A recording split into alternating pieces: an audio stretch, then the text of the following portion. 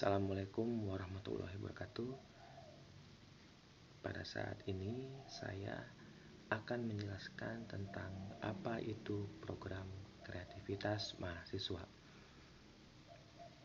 Di perkuliahan kali ini saya akan menjelaskan tentang apa itu PKM, jenis-jenis PKM, dan apa saja kriteria proposal PKM sesuai dengan edaran dari Dirjen Perguruan Tinggi. Jadi simak perkuliahan saya. Nanti di akhir perkuliahan saya akan menjelaskan apa itu PKM dan kemudian apa itu luaran dari PKM.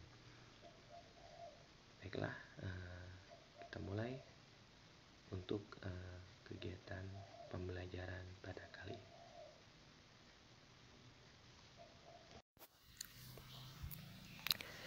Baiklah, untuk yang pertama kita akan mengetahui apa sih filosofi program kreativitas mahasiswa. Hal ini berkaitan dengan penerapan revolusi industri 4.0, di mana untuk mewujudkan tujuan kehidupan yang dicanangkan itu masuk dalam programnya WHO yang tentang 17 pembangunan ya, atau yang dimaksud dalam SDGs tahun 2015 sampai 2030. Nah, selain itu PKM ini juga untuk upaya mewadahi, menumbuhkan serta inovasi dari mahasiswa itu. Jadi dari PKM ini tergali gitu ya. Kemudian untuk membentuk karakter dan keterampilan berpikir serta bertindak pada mahasiswa. Dan PKM ini juga merupakan program kreativitas mahasiswa yang merupakan implementasi dari Tridharma Perguruan Tinggi. Salah satunya adalah tentang PKM ini, di mana lulusan perguruan tinggi saat ini dituntut untuk memiliki nilai akademik yang lumayan yang tinggi, skill dalam berpikir, manajemen skill, dan komunikasi skill ya. Jadi itulah filosofi dalam program kreativitas mahasiswa. Nah, di sini kita coba lihat Tridharma Perguruan Tinggi. Salah satunya adalah pendidikan dan pengajaran, penelitian dan pengembangan, dan pengabdian masyarakat. Di mana masuknya program kreativitas mahasiswa ini bisa dimasukkan dalam penelitian dan pengembangan, dan yaitu pengabdian kepada masyarakat. PKM ini terdiri dari 5 bidang. Yang pertama itu PKMP, PKMM, PKMMK, PKMT, PKMKC, ada juga PKMKT, PKMAI, PKMGT, dan PKMGFK. Apa ya 5 jenis ini nanti akan saya bicarakan dalam slide saya selanjutnya, yang dimana kelima bidang PKM ini menuntut kita untuk berpikir sangat tinggi ya, berpikir yang kreatif dan berpikir yang kritis, dimana nanti di akhirnya itu yang akan dilihat adalah soft skill, komponen abad 21, dan hard skill. Nah, inilah yang ditujuan untuk dalam program kreativitas mahasiswa ini. Oke, sekarang saya akan menjelaskan tentang jenis-jenis program kreativitas mahasiswa. Yang pertama adalah PKMP. PKMP ini juga disebut dengan program kreativitas mahasiswa dalam bidang penelitian, yang dimana ini biasanya bertujuan untuk mengungkapkan hubungan sebab akibat, aksi reaksi, rancang bangun, perilaku sosial, ekonomi, pendidikan, kesehatan, atau budaya, baik dalam aspek eksperimental ataupun deskriptif. Di sini PKM ini mengingat sifat dan metode programnya berbeda, maka PKMP dikelompokkan lagi menjadi PKMP penelitian eksakta, kemudian program kreativitas mahasiswa dengan PE dan sosial humanivora atau yang disebut PKM SH. Jadi ada di bidang IPA dan bidang sosialnya ya. Nah, PKMPE ini meliputi penelitian yang mengungkapkan hubungan sebab dan akibat. Jadi di situ ada aksi reaksi, rancang bangun, eksplorasi, materi alternatif, desain produk, blueprint atau sejenisnya. Jadi ini lebih ke ada produknya gitu ya, hasil penelitiannya. Kemudian kalau PKM PSH meliputi penelitian yang mengungkapkan sebab akibat. Dia bisa masuk dalam penelitian deskriptif tentang perilaku sosial, ekonomi, pendidikan, kesehatan atau budaya, baik terkait dengan kearifan ataupun perilaku kontemporer. Nah, di sini kita bisa masuk di keperawatan, khususnya kita bisa masuk di PKM penelitian PSH ini karena dia hanya deskriptif tentang perilaku sosial yang biasa kita lakukan.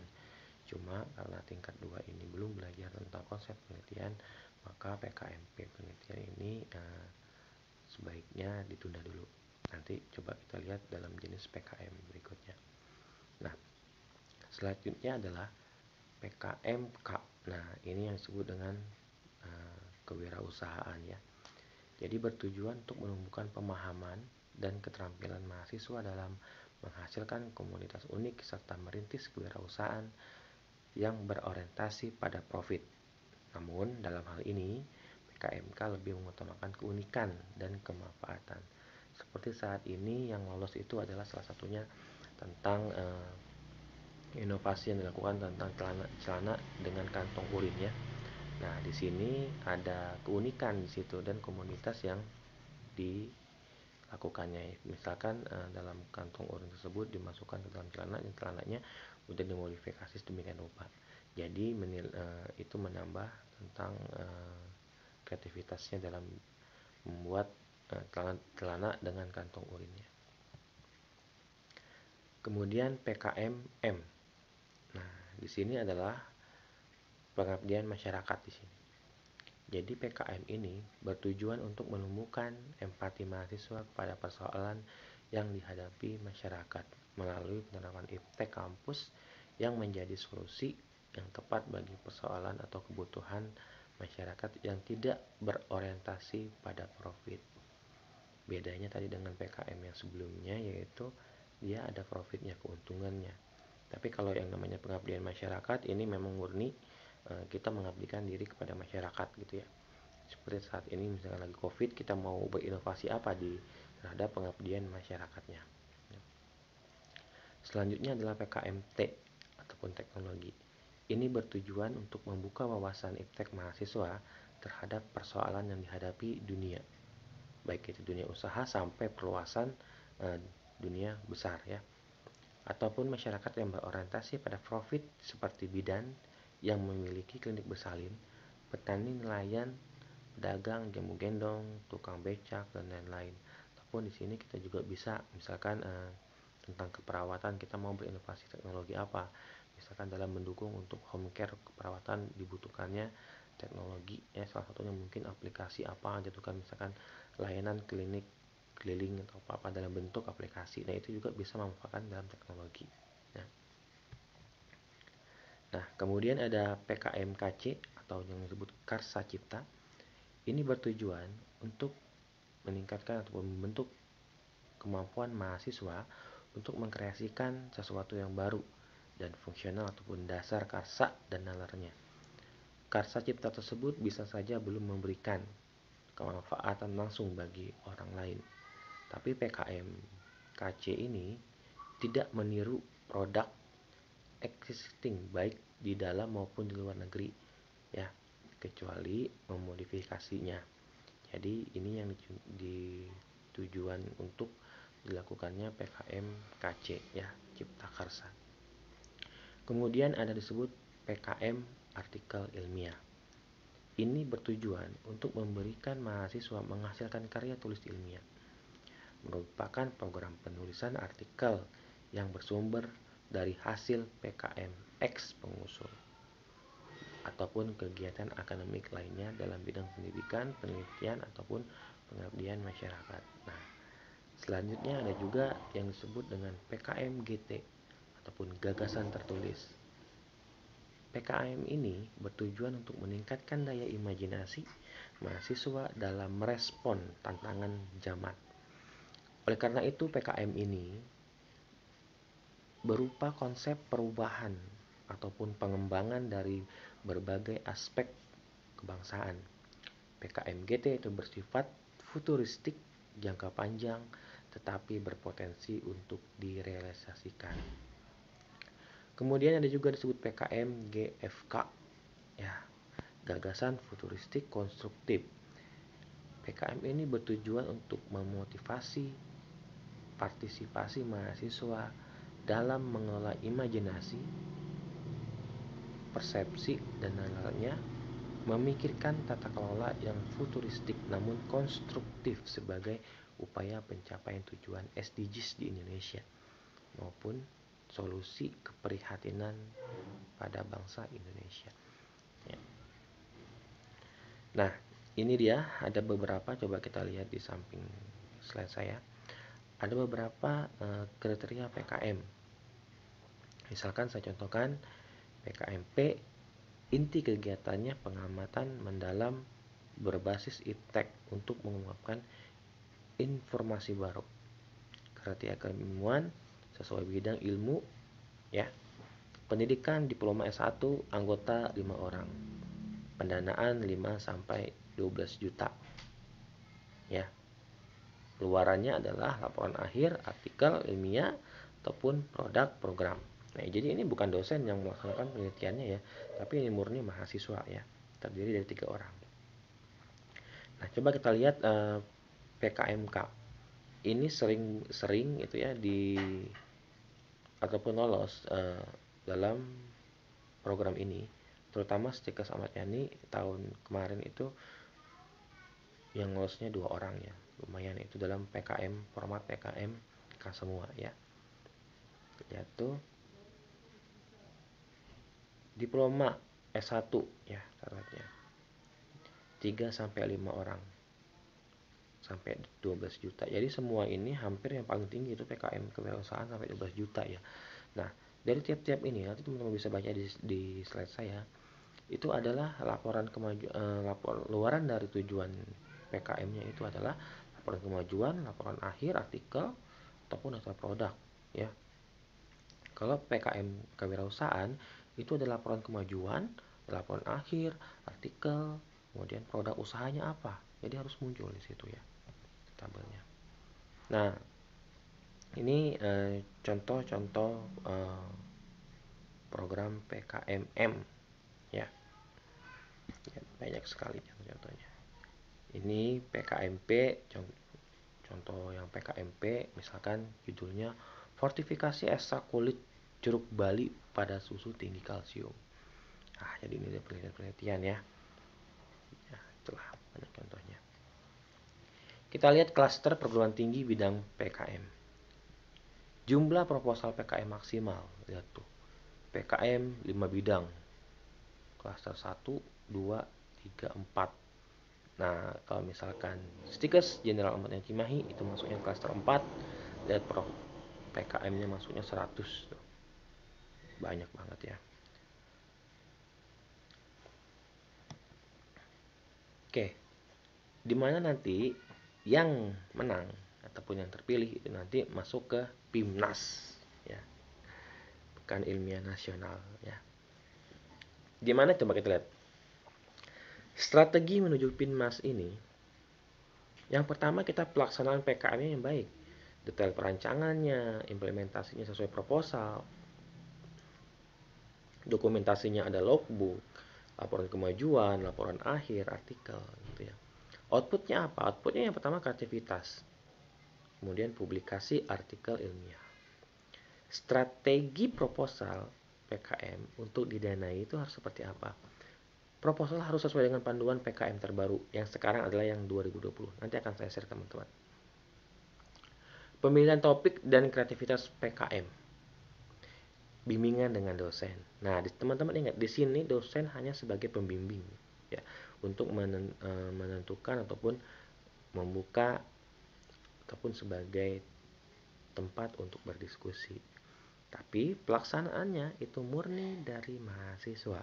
Karena ya namanya juga PKM, program kreativitas mahasiswa ya, bukan PKMD, program kreativitas dosen kan.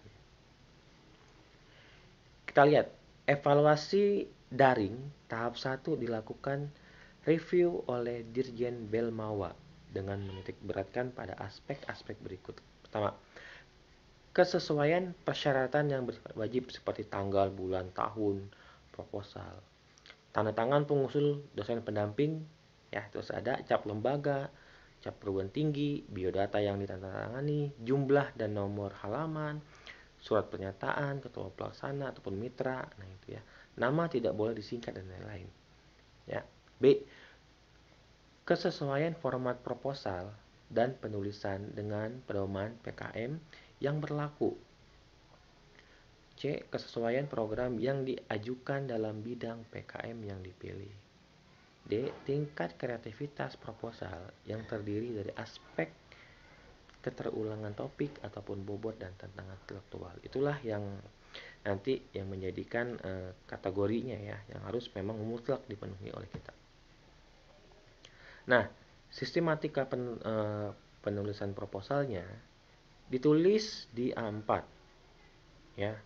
Time New Roman 12 spasi, ukuran hurufnya 12, spasi 1,15, marginnya formasinya 4333. Jadi ini harus mutlak. Kalau misalkan diminta Time New Roman, jangan kita kasih Arial bro. Ya, karena itu juga udah masuk penilaian. Kemudian halaman sampul, halaman pengesahan, daftar isi, bab 1 tentang pendahuluan, bab 2 tinjauan pustaka, bab 3-nya metode pelaksanaan, bab 4-nya biaya dan jadwal kegiatan, ada daftar pustakanya, ada lampiran-lampirannya gitu. Jadi memang seperti kita membuat skripsi. Kalau memang teman-teman mau lolos pendanaan, ya udah coba kita lakukan kategori ataupun juknis yang udah diberikan oleh Dikti ya. Oke. Di sini nanti prosesnya adalah penyusunan proposal PKM, di mana ada evaluasi internal ya, tingkat perguruan tinggi. Nah, nanti disinilah kemudian ada unggah proposal PKM 5 bidang, unggah artikel PKM KT, kemudian unggah proposal video PKM untuk yang GFK ya. Nah, pendampingan dosen itu nanti masuknya pada penugasan dan kontrak PKM 5 bidang didanai ya. Pelaksanaannya 5 bidang ya, logbook dan lain-lain. Nanti akan pada akhirnya tujuan akhir dari ini adalah pelaksanaan bukan ilmiah nasional. Oke, terima kasih, itulah sekilas untuk program kreativitas mahasiswa ya. Jadi banyak sekali jenis-jenis PKM yang akan teman-teman lakukan nanti. Ya, output dari mata kuliah kewirausahaan ini adalah salah satunya untuk meningkatkan kreativitas mahasiswa yang pada akhirnya nanti teman-teman akan membuat proposal. Proposal itu adalah ya nanti teman-teman pilih mau mana bidangnya, tapi yang kebanyakan adalah PKM kewirausahaan ya. Sekian dari saya, jika ada pertanyaan silakan langsung japri ataupun komen di bawah. Terima kasih. Assalamualaikum warahmatullahi wabarakatuh.